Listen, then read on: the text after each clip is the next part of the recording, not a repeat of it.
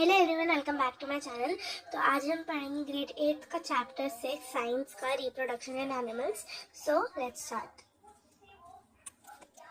Do you recall the processes of digestion, circulation and respiration in which you have studied in your previous classes? तो यहाँ पे हमें वो पूछ रहे हैं कि हमने पिछली क्लासेस में क्या पढ़ा था। हमने डाइजेशन के बारे में पढ़ा था, सर्कुलेशन के बारे में पढ़ा था और रेस्पिरेशन के बारे में पढ़ा था। ये जो प्रोसेसेस होते हैं ये हमारी लिविंग के लिए, मतलब कि यानी कि लिविंग ऑर्गेनिजम्स के लिए जो है ये सब कंडीशंस जो है ये एसेंशियल होती है ये सब करना। You have also learned about the process of reproduction in plants. 7th class में हमने reproduction in plants के बारे में भी पढ़ा है। Reproduction is essential for the continuation of a species. Imagine what could have happened if organisms did not reproduce. तो reproduction जो है एक स्पीशीज जो है, जैसे कि ह्यूमंस है, अगर ह्यूमंस रिप्रोड्यूस करना छोड़ देंगे तो बाद में जाके जो जनरेशन है ह्यूमंस की वो यहीं रुक जाएगी, वो आगे जो है वो नहीं बढ़ेगी। इसलिए जो रिप्रोडक्शन होती है वो एसेंशियल होती है एक स्पीशीज की कंटिन्यूएशन के लिए। अब अगर हम इमेजिन करें कि ऑर्गेनिजम्स जो है, जो भी लिविंग ऑर्गेनिजम्स है, वो रिप्रोड्यूस करना छोड़ दे तो अर्थ पे कोई भी नहीं होगा और जो अर्थ है वो खाली हो जाएगी। अगर प्लांट्स भी छोड़ दे, एनिमल्स भी छोड़ दे, ह्यूमंस भी छोड़ दे तो कोई भी स्पीशीज जो है वो एग्जिस्ट नहीं करेगी अर्थ पे।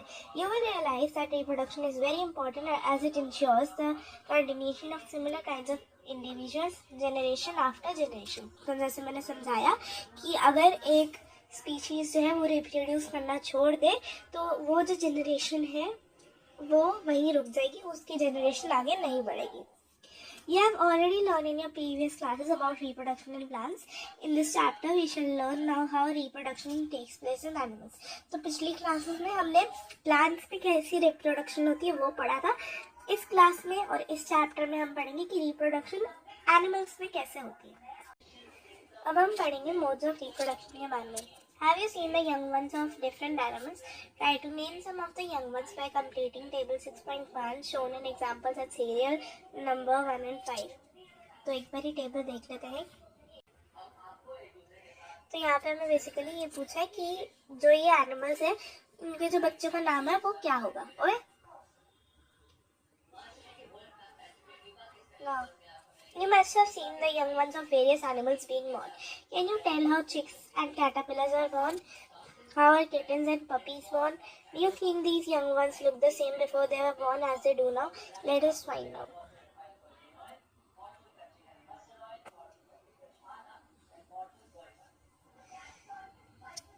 अब हम पढ़ेंगे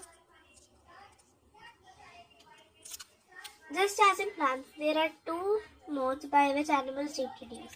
These are sexual reproduction and asexual reproduction. तो जैसे कि प्लांट्स में भी दो तरीके की रिप्रोडक्शन होती है, पहली होती है सेक्सुअल, सेकंड होती है एसेक्सुअल। वैसे ही एनिमल्स में भी जो है दो तरीके की ही रिप्रोडक्शन होती है, सेक्सुअल एंड एसेक्सुअल। अब हम पढ़ेंगे सेक्सुअल रिप्रोडक्शन के बारे में।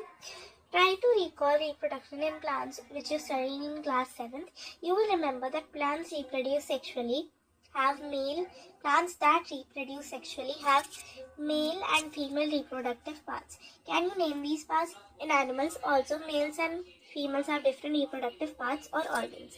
तो अभी हमने 7th क्लास में जब प्लांट्स के बारे में पढ़ा था तो हमने पढ़ा था कि जो रिप्रोडक्शन जो सेक्सुअल रिप्रोडक्शन करते हैं जो उनसे प्लांट्स, उनके जो है मेल और फीमेल पार्ट्स होते हैं और जब वो मेल और फीमेल पार्ट्स जो है वो फ्यूज करते हैं एक साथ तो जो है एक नया प्लांट जो है वो प्रोड्यूस होता है।